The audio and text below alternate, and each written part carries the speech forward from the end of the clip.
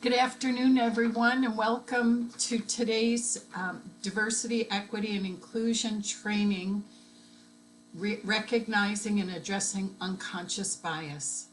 My name is Mary Ann Remolador, and I'm the Assistant Director of the Northeast Recycling Council. Today's training is the second in NERC's DE&I training series. Both the recording and the presentations will be posted on NERC's website in a day or two, and I'll email you when that happens. And in addition to today's training, we have two additional DE&I training, and information about both of those will be posted in the chat box for you to find. But we encourage you to take all of the information that you gain from today's training and share it with everybody you know, your co-workers, your family, your friends. We think that it can be of great use for everyone.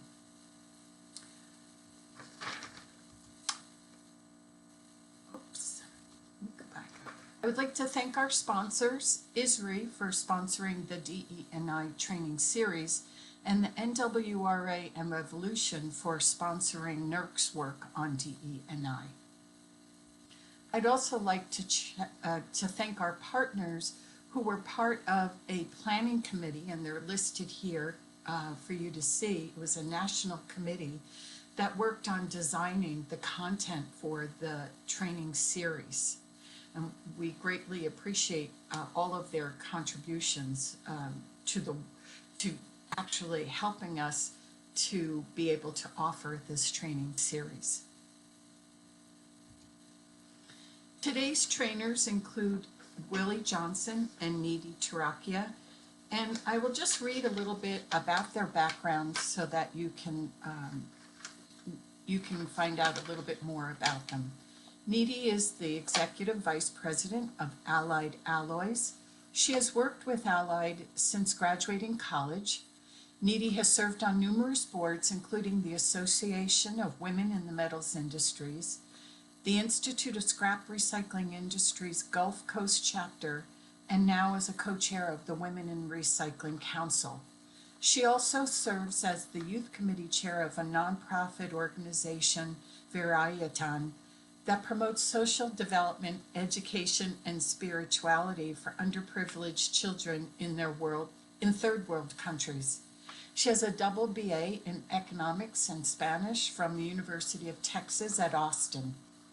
Willie Johnson is the CEO of Willie Johnson Communications, a training and consulting company that works with organizations and individuals who want to excel at results-driven customer care, leadership, diversity, and developing human potential. Mr. Johnson is an active member of the National Speakers Association of North Texas, the Black Speakers Network, and NOARC, where he currently sits as the Diversity Chair. Willie is also an active member of Toastmasters International and has earned their highest speaking level of Distinguished Toastmaster. He is a magna cum laude graduate of Park University. And Willie, I'd like to ask you to start us off, and I just need to enable the live transcript.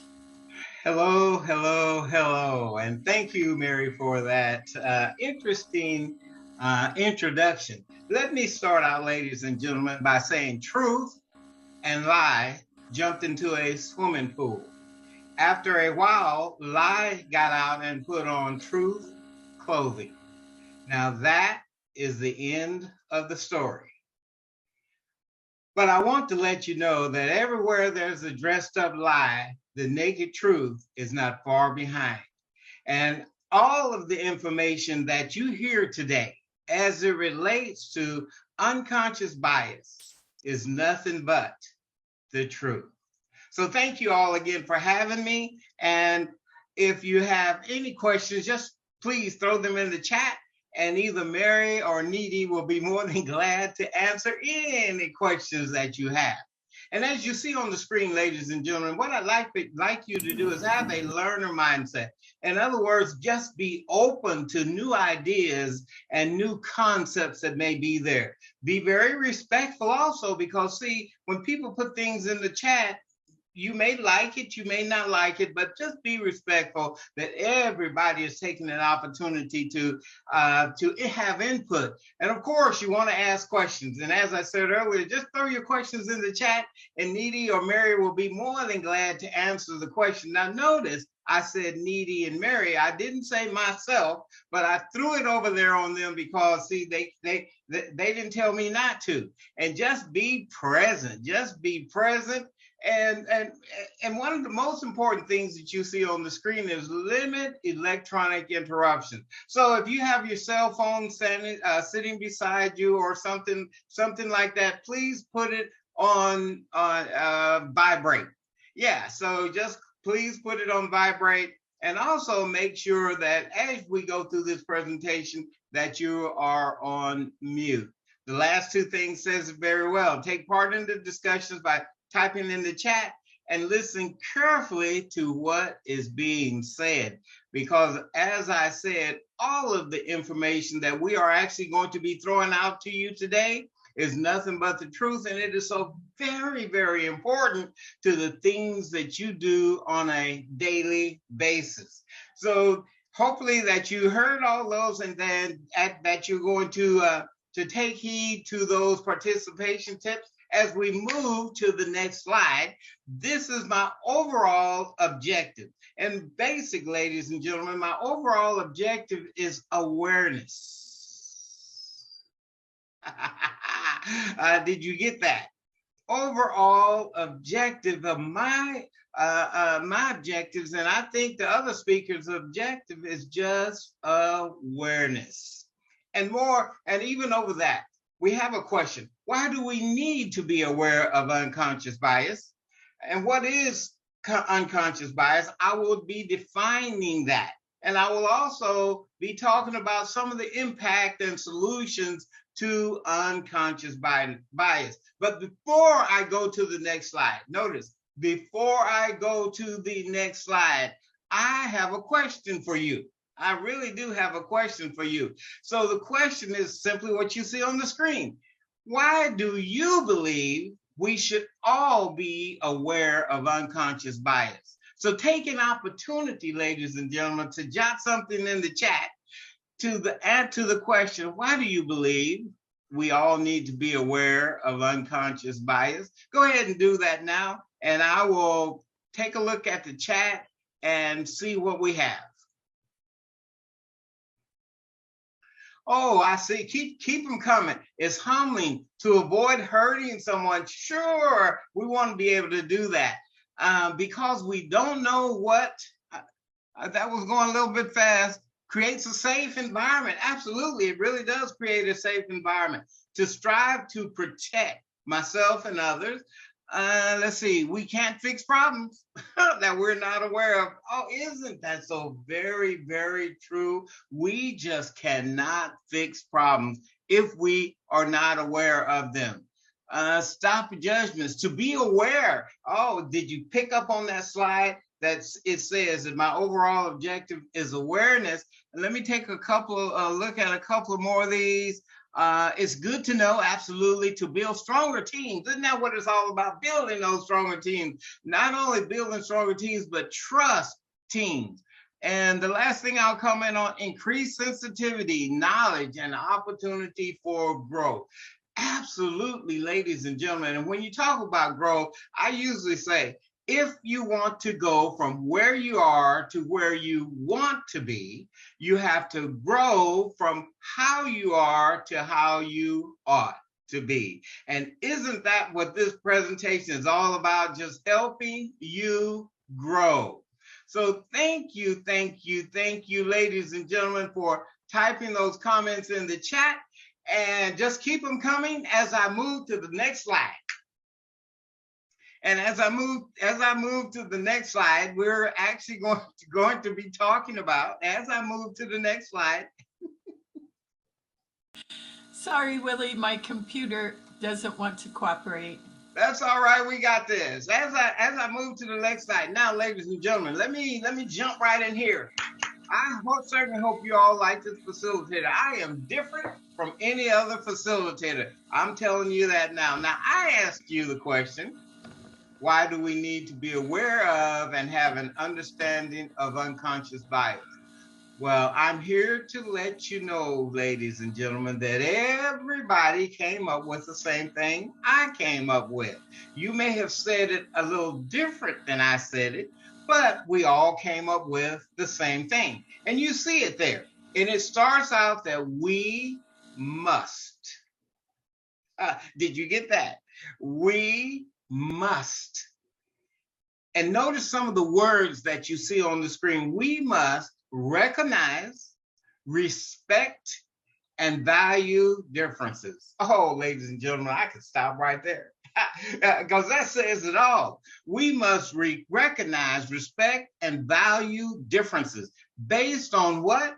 Individual characteristics and experience. Oh, let that sink in for just a second. Just let that one sink in for just a second. That, ladies and gentlemen, is one of the biggest reasons we need to understand about unconscious bias. And I am so glad that Needy is here today to let you all know about understanding of unconscious bias. You notice, I'm a facilitator. I like to pick on people, but we got this. So as we go to the next slide, let me just share with you something, another question. Now, when it comes to bias, now I've already told you about unconscious bias, but what about bias? What about bias? All right, so I'm going to give you about 30 seconds, ladies and gentlemen. You know, this is all interactive to me. So in 30 seconds, let's write in the chat as many words as you can to define bias. Notice, it says as many words as you can to define bias. So go ahead and type it in the chat and I'll go over and see what you have.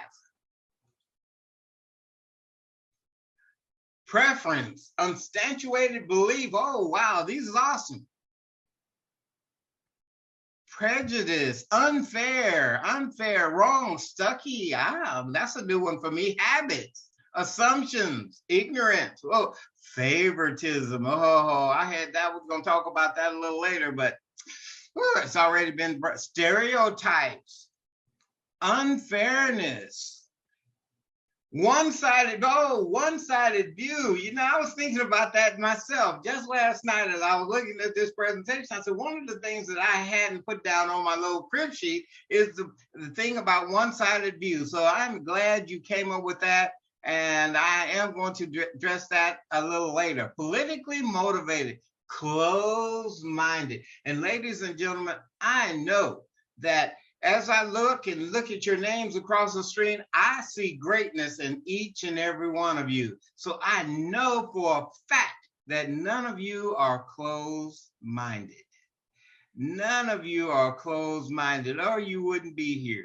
So as I go to the next slide, let me just say, ladies and gentlemen, thank you so very much for allowing me to ask you questions and you doing your very best to annotate in the chat your responses, because really, I think that's what it's all about. So the question was, what is bias? What is bias? And as you see on the screen, ladies and gentlemen, I've just made it simple. It is a preference in favor of or against, notice, a thing, a person, or a group compared with another. Now, I could go on and on and on about nothing, but when I boil it down to its essence, that's exactly what a bias is. Just a preference in favor of or against a thing, person, or group compared with another. There's a couple other comments that I make on the slide. It may be held by an individual, a group, or an institution. And last but not least, it can have a negative and positive consequences. Oh, did you get that? It really can have negative and positive consequences. You know, I hadn't even thought about this, but let me throw this in here real quick. Just real quick in the chat. Tell me in the chat one negative consequence of bias. Just in the chat, anybody, just one little thing in the chat. Give me one negative thing that bias causes. Oh, yes, anger, hurt feelings, lost opportunities. Yes, missed opportunities, unfair treatment. Oh, you all are fabulous. You all are fabulous. Thank you for putting those in the chat. And I will repeat it again. I cannot see your faces, but ladies and gentlemen, there is greatness within each and every one of you. And thank you so much for taking an opportunity out of your busy schedules to come to these DEI trainings. So let's move on to the next slide and see what we have. If we look at the next slide, I'm going to try my best to define unconscious bias. So as you see there, if I'm talking about unconscious bias, trying to give you a definition, I also have to tell you a little bit about conscious bias, So as I continue to go on, when I say unconscious bias, notice what it is. I have two things on the side. Expressed directly. That means I know what I'm saying and I'm just barreling right ahead and I am doing it. And if it's conscious, that means we are aware of the bias. You know, if I say something and I knew that I was going to say it to begin with, that's being aware. That is being aware. But unconscious bias on the other side, on the other hand, is expressed indirectly. That means we're not necessarily aware when we say it, even though we may have said it. You see there, that second bullet, we are not aware of the bias. And last but not least, it says done or existing without one realizing it. So I just broken down what I said in the last paragraph into 3 bullets. But the most important thing on that slide, ladies and gentlemen, is bias. It's an inclination or prejudice in favor of a particular person, thing, or viewpoint compared to another. So when we think about unconscious bias, those are some of the bullet points that I will leave you with unconscious bias. And let me just say, I thought of a couple of things this morning when I came to work. I said, what else can I tell them about unconscious bias and why it's important? Well, one of the reasons unconscious bias is important is because it can prevent unfair disadvantages. It really can, okay? And it can prevent us from having a culture that does not recognize diversity. So when we think about a definition for unconscious bias, hopefully you got the gist of that, and I just wanted to keep it simple. So thank you for that particular slide, Marianne. We'll just keep barreling ahead for the other slide. Now, this is the problem. When it comes to unconscious bias, this is the problem. Now, ladies and gentlemen, Nidhi, our next speaker, is going to talk about some of these during her talk, but I just want to be the first one to tell you some of this stuff. I would like to say the biases we have about ourselves and about others significantly impact the decisions I purposely stopped, because it does impact the decisions we make and the results we get. So very, very important. So please take that away. It stems from natural tendency to make associations. And don't we all do that? I know we all say, oh, I don't have any biases and those type of things. And I've even said it myself. But the fact of the matter is we all have biases. And we really do. I don't need to give you a lot of examples, but we all have biases. And they do stem from natural associations, stem from natural tendency to make associations. We make associations about this person. We make association about that person. We make associations about people based on their name or whatever the case may be, size, age, height. We really do. And so that's one of the reasons why we need to be aware and overcome these things.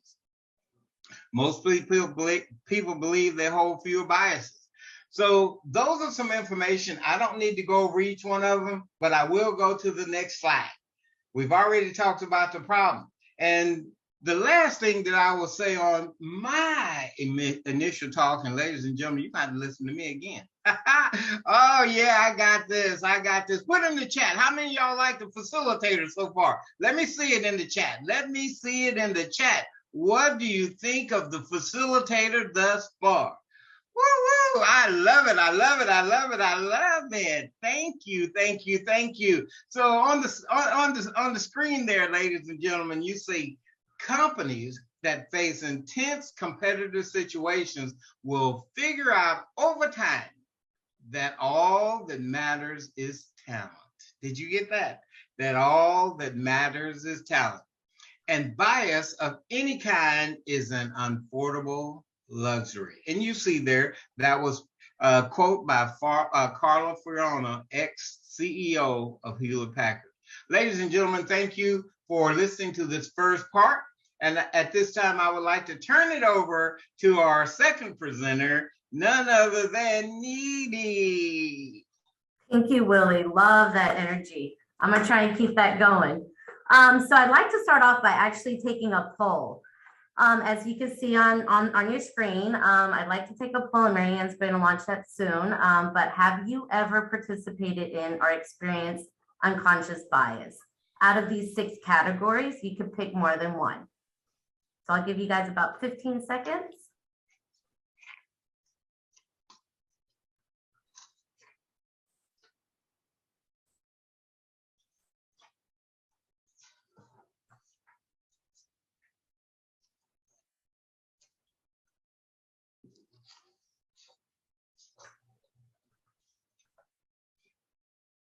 Marianne, how are we looking on those results?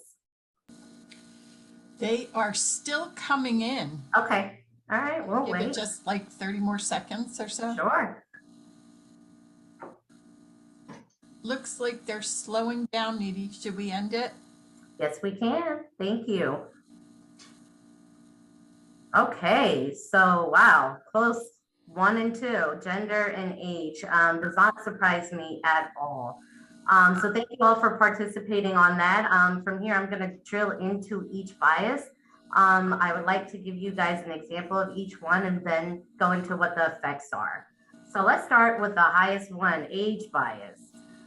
Something I'm definitely guilty of, especially, when it comes to my parents. They're constantly asking me to help them with the Apple TV or an Excel spreadsheet. And I feel like that's the bias that I've carried probably for the last 2 decades. And I think that's probably one of the most common one. I feel like the older the generation is getting, the more we perceive them as less tech savvy. Not sure if that's true or not, but I could definitely tell you it has an effect because we don't take into account what else they're bringing to the table because of their age and their past experience. So it could lead to negative impact on the mental health of the older population. So the second one was gender bias, also very common, especially in the workplace, I feel because it's very often that a team or a employer will overlook, for example, a woman for a high profile project or maybe a promotion because they think it would be too much responsibility because she just had a baby. That's definitely one of the most common ones that I found out as I was doing research on this subject.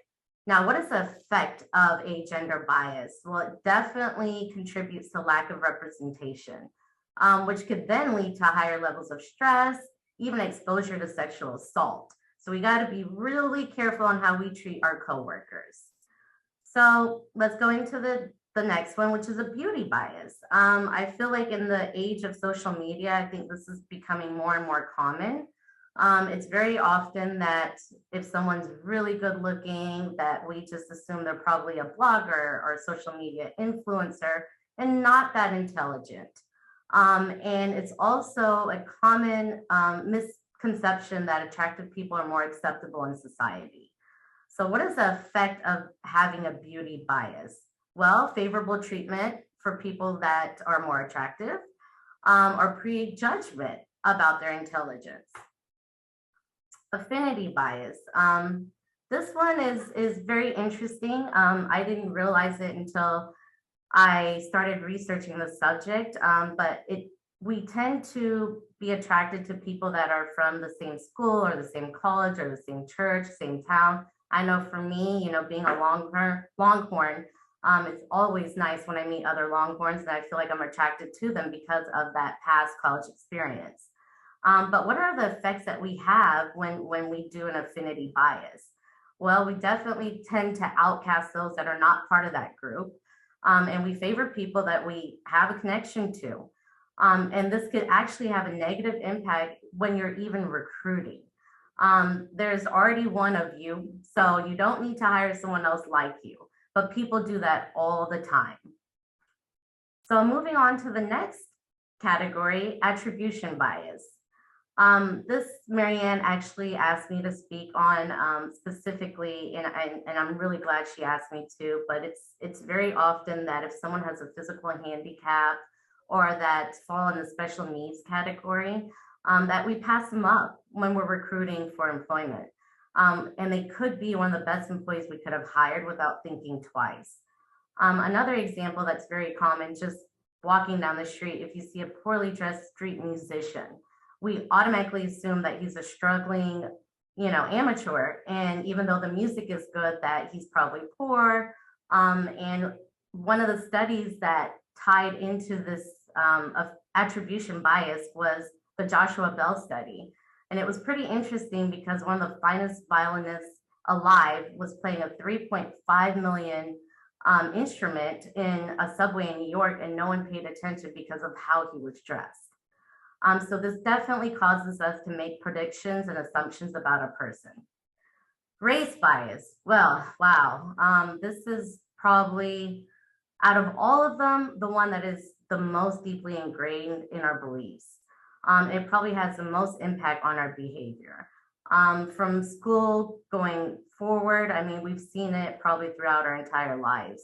For example, if you're playing sports, the team captain will unintentionally choose players that are of the same skin or same racial background of their own. Educational content has only included specific cultural perspectives and ignored others. So we've seen this our entire life. So here are some examples and effects on all 6 of these categories. And I'll ask Marianne to move on to the next slide. So, as Willie mentioned, how do these biases affect us? Well, we all have them. And as you can see, having several or even one unconscious bias can have a negative impact in our lives, whether that's personally or professionally. And I'm going to go ahead and speak a little bit about diversity and DEI. Definitely without inclusion, diversity, or any DEI project that you plan on putting into place will fail. In the workplace, it will slow down employee development. And as we've seen throughout COVID, and it's going to get worse, women have exited the workforce at a high number. And it's been a negative impact on recruitment, and it will definitely drive up attrition. So next slide, please. So what can we do to eliminate our unconscious bias?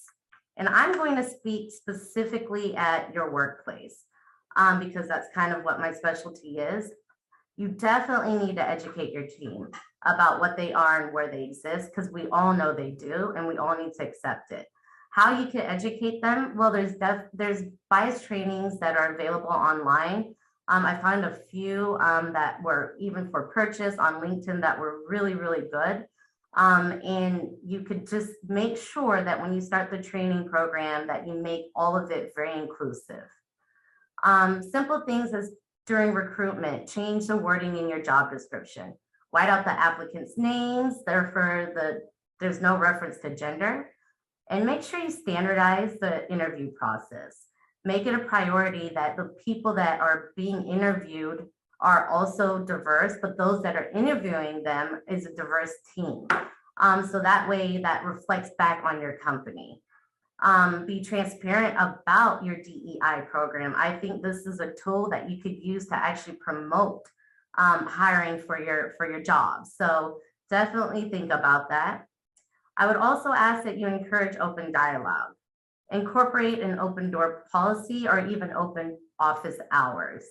Something that we've done here at Allied Alloys is we have a suggestion box that sits outside our HR office. It's very anonymous and it's extremely transparent. So whatever comes into that box, we then take it out and we announce it to the company and say how we're going to fix it. Another thing that I would like, a quote actually that I would like to read to you guys is, I found this really interesting, but if a manager gives 10 performance reviews, 5 to men and 5 to women, and 4 out of the highest 5 are women, it should at least, very least, call for inquiry into whether there might be a pro-female bias in the process. So it might be total coincidence, but it's definitely worth checking. And data always relieves that any bias that comes about, someone always needs to intervene. It needs to be addressed, and we need to set goals to correct the situation. Next slide, please. Now I'm going to pass it back to Willie. Thank you, thank you, thank you. I was sitting here saying, oh, I am so locked into listening to all the things that you had to say, but now you want to put me to work. That's A-okay. I'm going to jump right in here and get it done, and just hang on. I'm going to give it back to you in just a few moments. So ladies and gentlemen, let's stop for a few moments and take a look at microaggressions and inequality. So let's take a look at the next slide, please. So as we think about that, when it comes to those two categories, the question is, where does it all go wrong? Where does it all go wrong? And I know that everybody here understands what microaggressions are, but what are micro inequalities? What are micro inequalities? So I'm going to give you about 15, 20 seconds in the chat to just jot down there, what do you think they are? What do you think they are, micro inequalities or micro inequities? And just the way you pronounce it. So go ahead in the chat and jot down your comments there, and I'll see what you came up with. What do you think they are? Or just give me a couple of examples.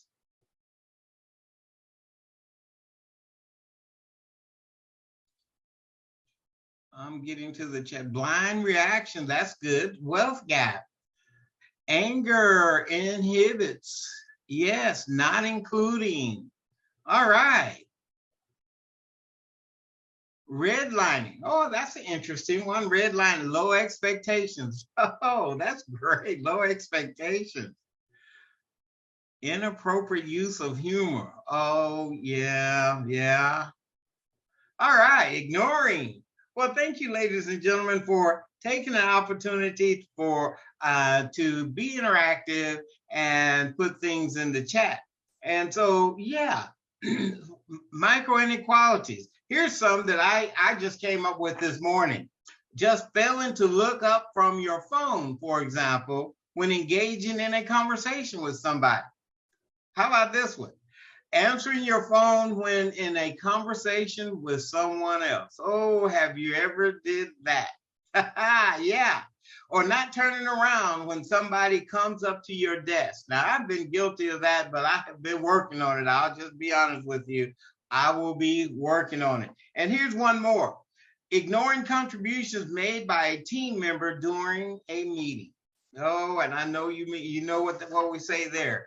So when it comes to these two areas, ladies and gentlemen, we just have to stay on top of that. Those microaggressions, as it says there, behavior that communicates prejudicial slights and insults. Did you get that? Behavior that communicates prejudicial slights and insults.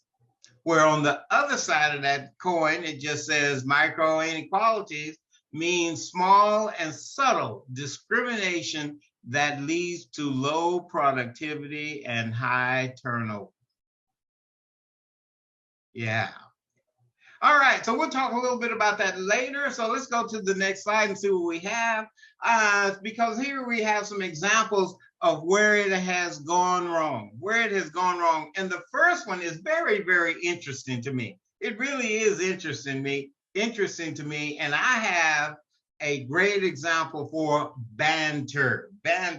But even before I go there, ladies and gentlemen, you know, I like to have you put stuff in the chat.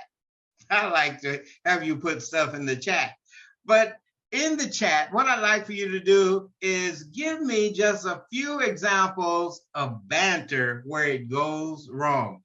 Take about 15, 20 seconds to do that, and I will see what you come up with, and I'll be right back with you after I look at the chat. African American, well-spoken, really? What else? Assuming this job is for men? Most men, we're picking on the men today, but that's okay. Talking down to someone, isn't that so? Yeah. All right. That's all good. You know, I repeat that statement. I see greatness in each and every one of you. Yes. All right, as I move on, let me address some of these. In banter, I guess the best thing that I can tell you when it comes to bias by banter, let me just say, have you ever gone to a comedy club, for example, and the comic was giving some, they're talking about a certain group, and you were just laughing. And the jokes and the comments just kept coming. And you were laughing. And all of a sudden you looked around to see if everybody else was laughing, but you noticed someone else was not laughing. In fact, they may have even had a frown on their face because obviously the comic said something that rubbed them incorrectly. And as you turn back and listen to the comic kept going, and then all of a sudden, the comic said something that hit you. And notice you had stopped laughing. So when it comes to banter, ladies and gentlemen, we really, really have to watch those things that we say around people and to people. So that's an example where it goes wrong. Inappropriate questioning. I mean, you really can. I mean, you know, and it doesn't only have to be in the workplace. I went to see my financial advisor about 2 weeks ago. And we were talking about certain things that he wanted me to do. And one of the things that when he told me about something, I said, nah, I don't want to do that. And he turned around and said, is that a black thing? I mean, just out of the blue, I went like this and I said, wow. So inappropriate questioning is you don't want to do that. That's where it goes wrong. Terminology causing the fits. And then the last thing on that slide, just assuming. We all have assumptions, but we have to be careful. We really have to be careful. Presuming, generalizing, you know, people get to generalize. Oh, they won't do that because that group over there doesn't do that well anyway. So we don't want to generalize. I like that. And intended compliment has an unintended double meaning. Absolutely. Whoever put that into the chat, thank you for helping me out with my presentation, because this is awesome. This is totally awesome. I can talk to you all day about this. But anyway, I will go to the next slide. So it's all about the impact.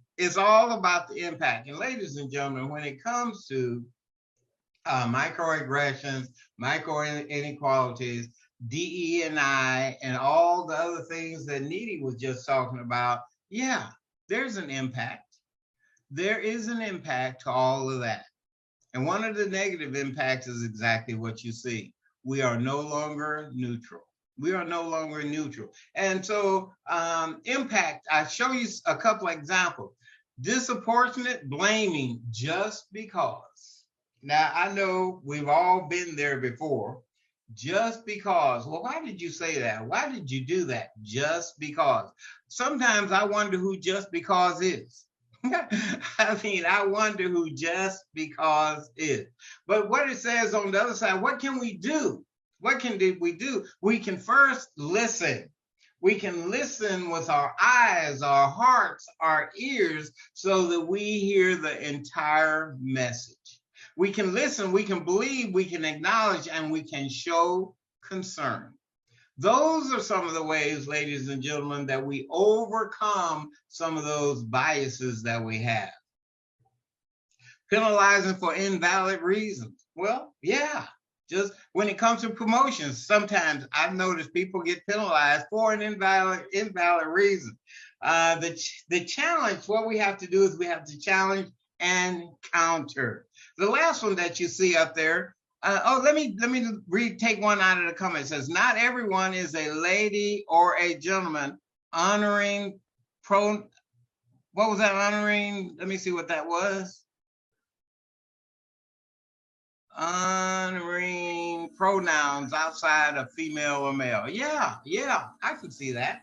Absolutely. Thank you for that. Let's go back to the last slide for a second, please. All right, at the last slide, next slide. It skipped a couple. All right, one more. All right, so we're back on the slide that we had. And the last thing that I will say there is what we can do is we can be an active bystander. Now let's go to the next slide. It just skipped a couple. So how do we deal with unconscious bias and aggressions in the workplace? Needy have already given you some of those, but I'll give you just a few more. If we're a leader, we have to lead by example, ladies and gentlemen. We have to walk the talk. We have to lead by example and trust and integrity. We have to be able to identify our own biases. And as we said earlier, we all have biases. We have to recognize that we have biases, and this is really normal. Next slide, please. And just a couple more. We have to schedule regular check-ins with ourselves to monitor our progress. Yeah, we have to have a goal. We want to get better. So we have to be able to check on ourselves as we're doing things. So then the last thing that I want to say there is the top bullet. We want to choose to identify bias, cultivate connection, and act with courage. That means we, ladies and gentlemen, we have to do what needs to be done so that we can take care of all this.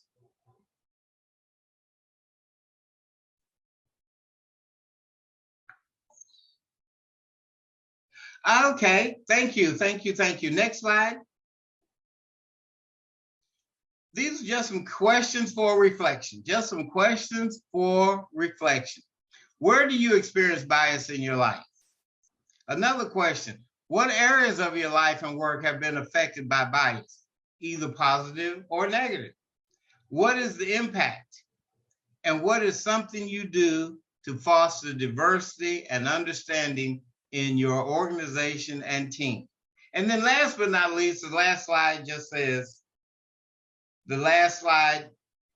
says, just remember these nuggets of unconscious bias. So that is the last slide. I'm going to turn it over to Needy, and I'll be here for the question and answers. Thank you, Willie. So I'd like to actually shift your attention to one of the key missing ingredients in the DEI conversation, and that is belonging.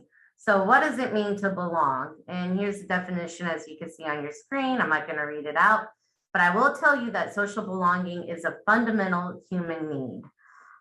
It is damaging if we don't talk about this because it actually stings, and we've all experienced this at one time or another. When we feel left out, I mean, it hurts, and it's a deeply human problem. And this is why the effects are so hard to root out of even the healthiest workplaces. So humans, I mean, we're just fundamentally social. We could bond with strangers over the very experience of not having anyone to bond with. So this is a conversation that I feel like has been left out of the DEI equation. So I'd like to bring this to your attention, and we're going to go into a poll, actually. I would like to poll you guys. And on a scale of 1 to 10, what is your sense of belonging at your workplace? 10 being complete, and 1 being not at all.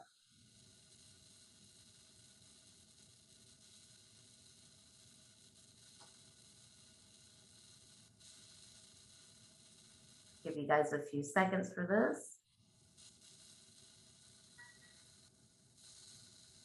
There's still a lot of activity. Yeah, I noticed that. And oh, by the way, thank you to the people that brought up gender binary, and that should be part of the gender bias category. So I appreciate that. You're absolutely right. Not everyone relates to male or female, so got it. And thank you for bringing that up. Okay, so here are the results. Okay, it looks like the majority are between a scale of 7 and 8, which is not bad. I expected the numbers to be a little bit on the lower side, but that's great news. So I'm going to ask Mary Ann to actually move on to the next slide, and we could talk about this a little bit more. So the cost of loneliness, that's pretty much what it is going to feel like when you don't belong. And as you can see, the data, I mean, 62% surveyed felt that they were lonely at their workplace. And as we know that that's only going to increase, and this data came from 2018 and 2020. But since then, COVID has been here, and I feel like this is just, the numbers are just going to keep going up. Lack of social support, interactions which lead to poor mental and physical health. A lack of balance, because on average, you know, we spend 90 hours at work over our lifetime, 90,000 hours. And financially, how does this affect you as a business owner, let's say? Well, I mean, employees that feel like they don't belong, they're going to miss twice more days of work due to illness. Twice as likely to miss work due to family obligations, more than 5 times likely to miss work due to stress. And every 2 weeks that they miss, it costs $4,200 in losses per year, which equals to $406 billion loss for the US economy. So when they're out, you see how it can affect you financially. And when they are present, I mean, if they don't feel like they belong at the workplace, they're going to be less productive. Next slide, please. So how do we change this? How do we create a sense of belonging at our workplaces? Well, it's not that difficult. We could start off with a survey. You could survey your employees, ask some questions such as, how well do people at your job understand you as a person? How much respect do your colleagues show towards you? How happy are you with your choice of working here? Start off by hosting community events that should be across the board inclusive. For example, some things that we've done, we've partnered with the Houston Police Department, and we donated candy and books for their Halloween drive. We've done a COVID food drive. We always participate once a year in the neighborhood cleanup.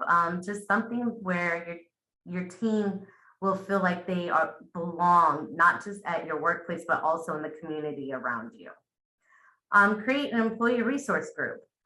This is a very hot topic right now. And what does that mean? I mean, these are voluntary employee-led groups that aim to foster a diverse, inclusive workplace. They're typically aligned with the organizations they serve and your vision or your mission statement. For example, a lot of workplaces have a women's network or LGBTQ network or working parents network. So those are some examples of employee resource groups. Activation. So create opportunities for interaction, whether this is in person or virtually. I know many of you are working from home right now. And as that is, I mean, you don't get the social interaction that other people do when they do go into the job place on a daily basis. So some things that you could do even virtually, you could have lunch dates with your team members. You could, if you're doing in person, then just have a quarterly team lunch. Make sure you have a meetup. Something we do here, because we have been in person since COVID hit, thank God, is during breaks, you know, my team, they love to play soccer. So we allow them to play soccer out in one of our yards. And that's definitely fostered teamwork and a sense of team spirit. So how do you adopt this in your workplace? Well, Like to give you a big tip, see if your health insurance includes a wellness program. I know ours do. They even give discounts to your local gym. If you like to have a fitness membership, then you could urge your team or your department to work out together, or you could even have a yoga class, let's say, at your job that would take place 30 minutes a day during their break. Don't forget to communicate with all your team members that telehealth is now available, because I feel like mental um, and social awareness is really important right now during COVID. So if they can't get to their doctors or they need to speak to somebody, typically your insurance will include a telehealth visit. And please don't forget about your remote workers. As I mentioned before, try and include them as much as you can.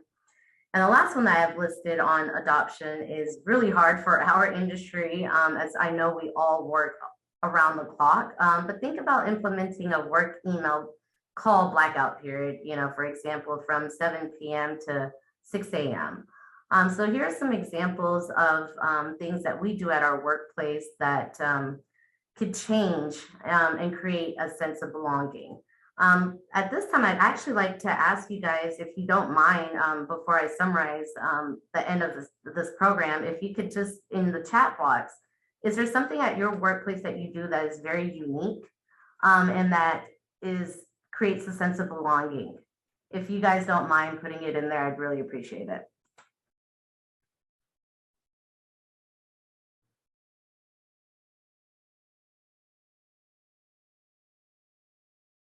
Eco-mindfulness group in the works. Okay. Working moms. That's a good one. Flex scheduling. Team softball. Skill is unnecessary. I love that one. Okay, so majority of you, as the poll said, you guys have rated 7 to 8. So I'm getting the feeling that majority of you feel like you do belong in your workplace, which is great news, and I really appreciate that. Meditations, I like that. Okay, well, thank you. So I'd like to go ahead and turn it over to the last slide. Feel free to keep reading these comments in the chat box. But in summary, I'd like to wrap up, for you, not just in your professional life, but I feel like this is really important in your personal life, is we need to start changing the conversation. Clearly, this is the future of our industry. And the next generation is coming, after us. So let's elevate equality, activate diversity, and lead inclusively. I'd like to leave you with those 5 nuggets, and then I'm going to turn it over to our Q&A session. Thank you, Needy and Willie, for all of the knowledge and sharing that you did. One of the questions I see is, can someone, I think, Needy, I'm going to ask you to respond first. If you could speak to the challenge of asking historically marginalized people to take on additional work to teach their coworkers. Wow, that's a great question. I think that starts with the conversation. I mean, you need to have an open and honest conversation to the person that you're asking to take on additional work or to teach. And it all ties into transparency. I think the more transparent you are, the easier it is to get over that hump. I hope that answered the question, but I definitely feel like that's step one. Mm-hmm. And the employee resource groups, do you implement them at your workplace? Yes, we do. So I actually have an internal team that can consist of 3 to 5 people, and depending, that's kind of my department, even though they all oversee other departments. But I meet with them once a week. We go out for dinner, happy hour, drinks, whatever the case may be. But we do that, and as I mentioned before, we have a soccer team that plays soccer out here, and we're looking at Women in Recycling by ISRI. We're looking at kind of using that template. And if you haven't heard about that, they have a mentorship program. We're looking at using that template and creating that within Allied Alloys, almost as if a buddy system. So I would be paired up with somebody, that would like to learn from me or vice versa. So there's some things that we have going on in place, but there's more to achieve. And I'll leave it as that. There's Yeah, a we're lot. all learning, right? Yes. Willie, did you want to add to that? I was just going to say, Mary Ann, those are great questions thus far. On the first question, yes, it is all about open dialogue, open conversation when it comes to those type of things. But I would say that 75% of the clients that I work with do have resource groups, and they are working very, very well. Um, and they didn't start by having a resource group for every category. They started small, maybe created 2 resource groups, and then they moved to a third one, moved to a fourth one. And the ones that I know are doing great. And I would recommend those resource groups to any organization that I work with. Willie, you mentioned before somebody asking the question, is that a Black thing? What would be a more acceptable way of asking a question like that? Well, thank you. Great question. For me, at the time, I was just taken back because I just was not looking for somebody to ask me, is it a Black thing? I would have preferred for that person to ask me, why didn't I want to do that? Or why did I want to do that? To get at why my answer was no, instead of asking me the question that he asked because it was me. Mm-hmm. Needy, did you have any additional thoughts on that one? No, I mean, I understand exactly where Willie's coming from. I just recently went on a scuba diving trip, and on the boat there was 2 Black men, and the conversation, the banter they had was, "Oh, it's nice to see another Black man scuba dive because Black men don't swim." And I was taken aback, so I understand. I mean, this is very real. It happens on a day-to-day basis, but the fact that I just saw 2 of the same race interact in that manner, I mean, this is unconscious bias. Mm-hmm. So I get exactly what Willie's talking about. So Mary, microaggressions is like bee bites, bee stings. Some people get stung more than others. Mm-hmm. Another question that's come in is, how do we recruit more diverse individuals in the workplace? Well, I know that Needy probably has an answer, but let me go first this time.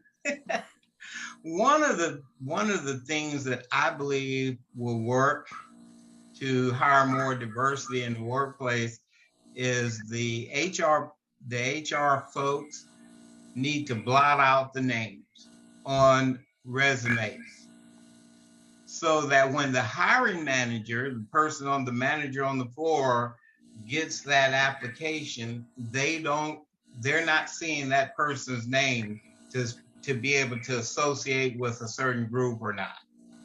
So I think one of the ways they need to do is to blot out the name on resumes before they send them to the hiring manager. I'd like to actually expand on that. That's a great point. But take it a step further on your job description. Make sure, for example, we're a heavy labor industry, right? Make sure it doesn't say must be able to carry and lift 50 pounds. Is that really necessary for that job, right? Reevaluate that, because that kind of just speaks to men. And that's a bias in its own. So just be careful on your job description. And I'd also like to encourage all of you, when you are interviewing, make sure the team that is conducting the interview is also diverse, right? It's not just one person, one gender, or one race that are interviewing someone that may not be of that gender or race. Mm-hmm. And another question that goes back to the point about resource groups, what are some best practices to make sure that those groups are not working in silos and that they're working on their own? and that the information that comes out of that is actually incorporated into the business operations, whether it be a private business or a government agency. Can you ask that question one more time, Mary? Yeah, what are some best practices for helping to ensure that the employee resource groups aren't just working on their own. They're not just meeting, having discussions, and that they work in a silo, is how the person put it. How do you take the information that is shared within the employee resource group to make things better at the workplace? Well, one of the things that some of the things that I see in the resource groups that I've had an opportunity to work with and or observe is they're actually doing things that the company wants them to do. The company wants them to be more vocal, to spread out what the company is all about as it relates to everybody within the organization. The companies that I'm affiliated with have certain things, many things that they do in the communities, and they make sure that those resource groups within the organization are sending that right message as they work with communities. Mm-hmm. So those all are messages that the company supports. Mm-hmm. And it's a conversation I had yesterday with some people about another DEI training, when they said, if you have a population that you're working with that may be from another country that has a lot of distrust for the boss or the police or whoever's in charge, that they may be very hesitant to share their thoughts. And I wonder how you work with that, specifically with employee resource groups. How do you deal with that to help people truly believe that their space is safe to be able to have candid conversations?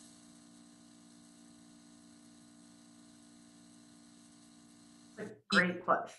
Yeah, that's a great question. I mean, going back to what just Willie said, I mean, if it's coming from executive or is coming from the ownership and they're encouraging it and they're supporting it and they're communicating why that this is being put in place, I think that says a lot. And it's just telling people that this is your safe space, and whatever discussion you have within it, as long as it's aligned with the company goals and our vision, and our future direction, and it doesn't turn into a negative group, then we support it. Mm-hmm. And any feedback that you have from it, we're open. Mm-hmm. Another point and question that's made is, even if you feel that your workplace is a safe environment to speak out in, the hesitation to speak out can be strong because people are not sure how to say something without potentially offending someone else, or how to confront a coworker if they appear to be acting with bias. Where can people find the right tools that they need to learn how to do this? I think that's a great question, and I think it all starts with the training that an organization provides to their people, in the form of training, in the form of resources, and somebody stepping out on faith and starts that conversation. Yeah, so last year, Marianne, we actually had a training that was company-wide, and I can't remember the exact title, but it was along the lines of preventing, aggressive behavior, and how to treat your coworkers with respect. And it went very well, but I mean, that's a great place to start, right? It's just having it company-wide. You're not leaving anybody out. And that way it opens people up and hopefully gives them confidence, right, to start speaking up a little bit more. How do you take the frustration out of expressing your concerns for lack of diversity in the workplace? Wow, that's a good one. Yeah. That's Willie, you want to give a shot at it? Because I'm still thinking about this one. You know, I heard that question and I sort of reared back in my seat. Let me repeat that question, Marianne. Let me get my thoughts here. How do you take the frustration out of expressing your concerns for the lack of diversity in the workplace? Thank you for that question. That even though that is truly a hard question, I experienced that when I was in the company that I left. It was a Fortune 500 company. I won't tell you the name, but I was very frustrated. And what I had at times, and what I had to do is I found a person that I could go to who was very trustworthy person that I could go to and let them know my frustrations in that they were in that leadership line, if you will.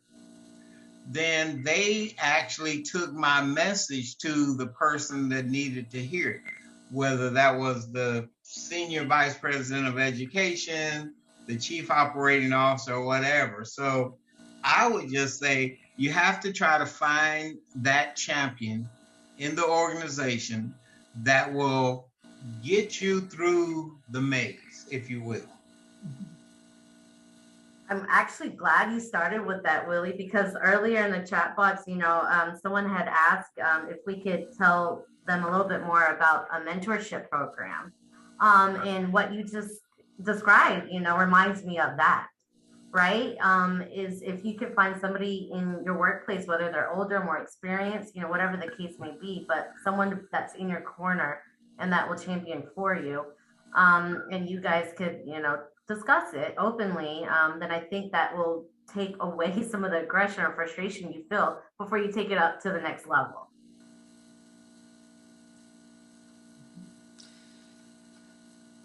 And should a workplace be a carbon copy of the community that it is established in? Wow, also a great question. My first thought is I'm not sure if we can answer that, right? Because we're all in different communities. Mm-hmm.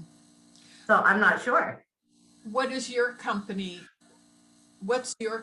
goal around that meeting? We're actually extremely diverse. I'm pretty proud of that. There's a little bit more to go, but we, as mentioned earlier, we do a lot to help out our community. And because of that, a lot of our community members end up applying here, would like to work here because they've seen the work we've done within our community. So I don't mind it either way.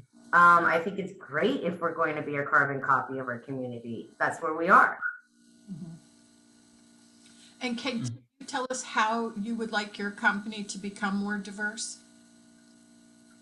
Yeah, so first thing, going through the research and just kind of preparing for this presentation, I've realized how important it is for my company to have a proper DEI program in place.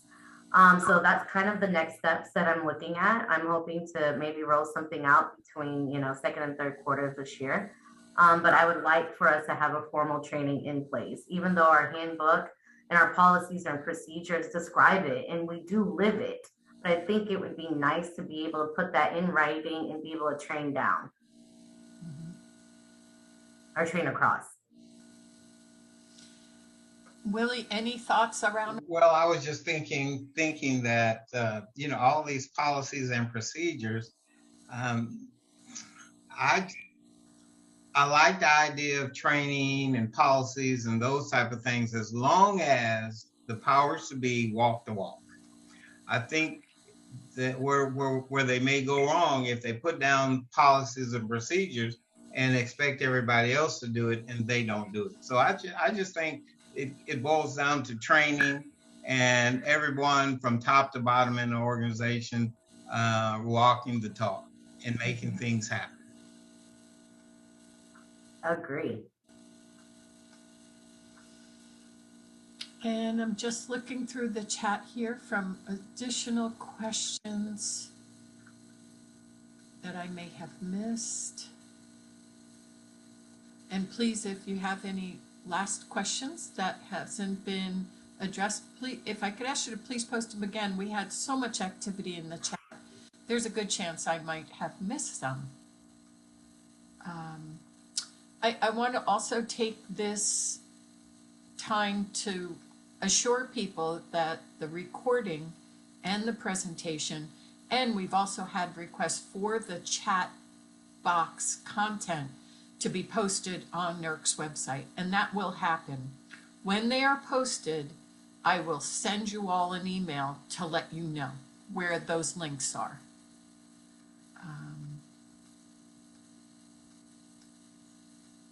Sorry, I know that we're supposed to put things in the chat, but I really wanted to express from my heart and from my mind and on behalf of a lot of people of how great of a space this is to talk about such an important matter. Thank you all for your time, and thank you for your work. It's crucial in moving forward as a society and learning to represent different cultures. So thank you again. Thank you, Madison.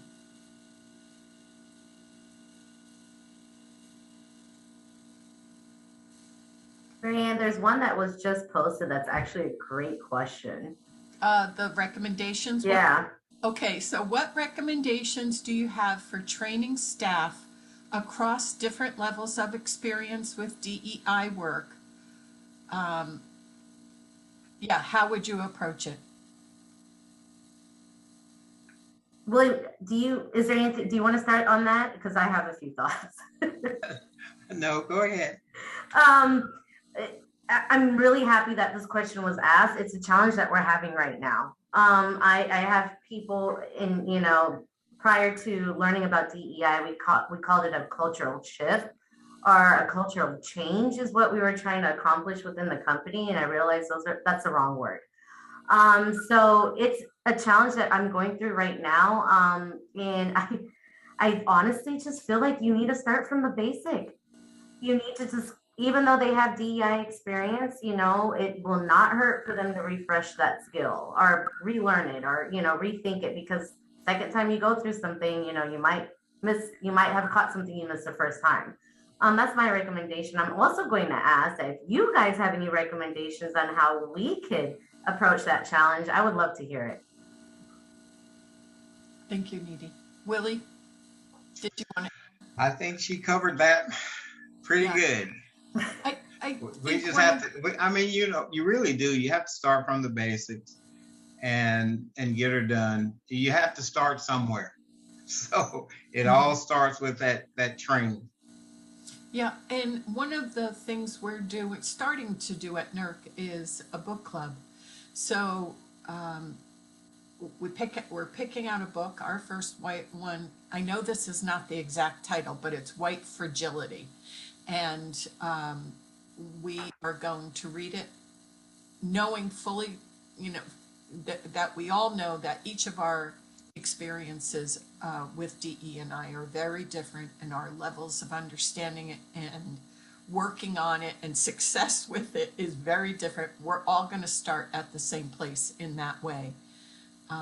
That's just one suggestion. Here's another question. How can we support youth in DEI education so that it's not just something we learn later on in life? One of the things I would say, Marianne, is, as we learn things in the trainings that we do, as we learn things from some of the readings relative to DEI and aggressions and overcoming some of those things, one of the things that I believe we just should keep an open mind to some of the ideas, embrace some of those ideas, if not all, and make sure that we're doing our part to make sure that message is spread. Yeah, and I had a conversation this morning with one of our board members who told me that there are some adult books about learning about racism or other aspects of DE and I that are available in children's books versions. So you can look for those online as well. And if their school isn't engaging in that process, parents can certainly seek out and get those books and work with their children on it. And whether you do that with your library or purchase the books, you know, there are opportunities for people to be proactive around that. Let's see.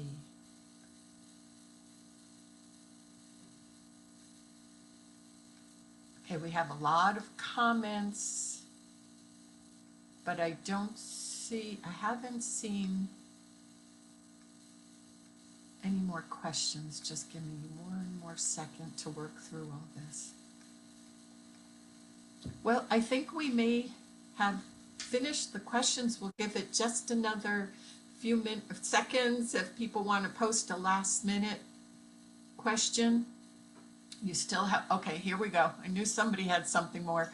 What are the next steps when we perceive bias in the workplace and our concerns are invalidated when brought to management? Does somebody take it upon themselves to address it? That's a good question.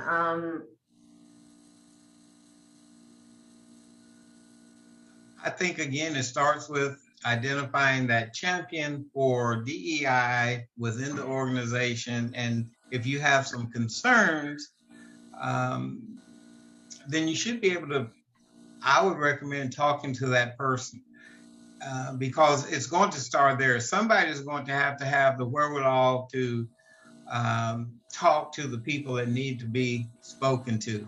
And sometimes it's going to take an upper person to be able to do that. Can either of you speak about how you become an active bystander? An active bystander? Bystander, you know, an ally. When you see something, some bias happening, how might an individual address it? You want to start that, Needy? Sure. I mean, I think addressing it immediately is very important. Just standing by and watching something wrong, you know, unfold before your eyes is not the right behavior. If you feel like something's not right and you feel like, you know, like Steph just said, call it out. Call it out immediately, and make sure that that person understands that what they did or what they said was not correct behavior, and this is why. Hopefully, you'll be able to explain it to them. Willie? And that's that communication thing that we were both talking about earlier. You just have to have those communication, seek first to understand. I guess it goes by like Stephen Covey's habit number 5, seek first to understand, then to be understood. We truly have to get into that mode. And I'm not a fan of just standing on the side to be a bystander. Either way, I think that if something needs to be said, we just need to just take the bull by the horn and address it. In training that I had attended to, one of the suggestions in this case that they made was to ask the person who's speaking a question as to, you know, what do they mean or what are they trying to get to by saying what they said, because, and then explaining how it felt to you when you heard them say that might be one way of addressing the bias. And that another question, we got a lot of questions around this. Probably said, how can you do this without it coming across as public shaming?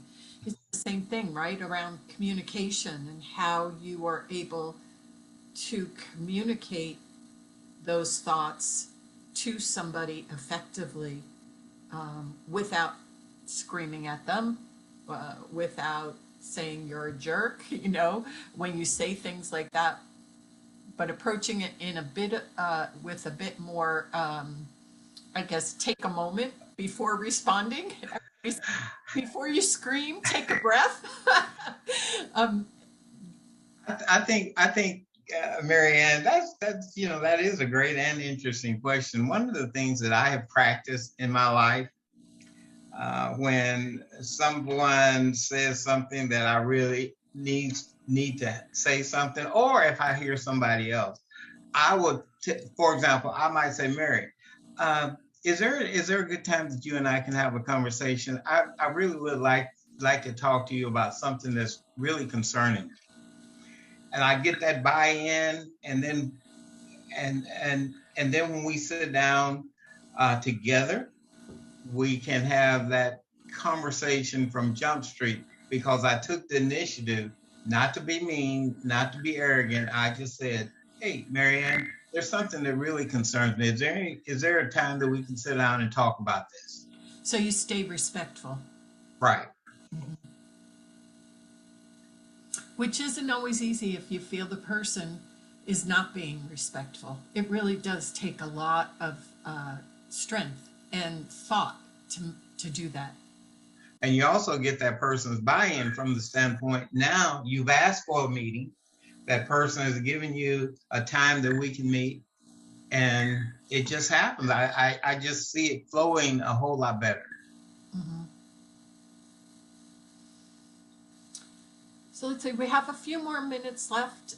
There is a question about how we determine our unconscious biases. And Willie, you talked about this earlier, but I think this person may be looking for more specifics about what they can do specifically, like for their own personal development and growth, what they can do to identify what those unconscious biases are that they carry. Great question. One of the things that I do is I have a confidant that we both have a working relationship with, and I try to step back and look at myself and ask myself sometimes, oh, did I say that right? Or should I say this? Should I not say that? And also, like the person that I have the relationship with and my confidant, I go to them on a regular basis and ask them, how do they perceive what I've been saying, the things that I say, because they're in a position maybe not to hear me every day, but they hear me a lot, and the things that I do and things that I say. So it's just a self check for me. I understand those type of things, and it just becomes a self check for me. I have to internally check and see where I'm at. And most DEI and training, it tells you, especially if you're a leader, that you have to check in with yourself every now and then, so ask yourself, well, how am I doing? And you have to be honest with that answer. And is your confidant a friend or a colleague or someone that you pay to listen to you? No, my confidant is a friend. They are a mentor, and we coach each other. Okay, thank you. Needy, do you want to respond to this at all? No, I'm actually, they put in the chat box. I was going to mention there's a survey or that you could take, our test that you could take, that's online. It's free, and it's a great test, to see where you stand. Thank you for bringing that out. So I see it now myself.